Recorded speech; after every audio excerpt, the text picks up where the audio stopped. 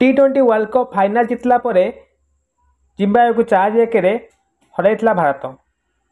आज भारतीय दल नुआ दल घोषणा होती। सूर्यकुमार यादव कैप्टेन होता बेले शुभम गिल भाइस कैप्टेन होती। निकट में जिम्बाब्वे को शुभम गिल नेतृत्व में 4-1 हराइला भारत। 27 जुलाई श्रीलंका गस्त आरंभ होता बेले आगू देखा गला सूर्यकुमार यादव नेतृत्व में भारत दल केमी खेलुची।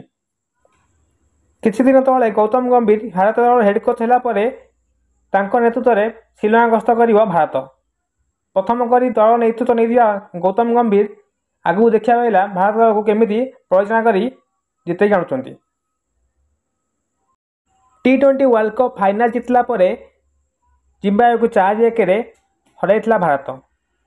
आज भारतीय दल नुआ दल घोषणा होती। सूर्यकुमार यादव कैप्टेन होता बेले शुभम गिल भाइस कैप्टेन होती।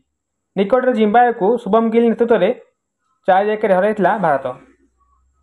27 जुलाई श्रीलंका गस्त आरंभ होता बेले आगू देखा गला सूर्यकुमार यादव नेतृत्व में भारत दल केमी खेलुची। किछि दिन तले गौतम गंभीर भारत दल हेड कोच होगापर नेतृत्व में श्रीलंका गस्त कर भारत। प्रथम कर दल नेतृत्व नहीं गौतम गंभीर आगू देखा गला भारत दल को केमी परिचालना कर जितई आनुंट।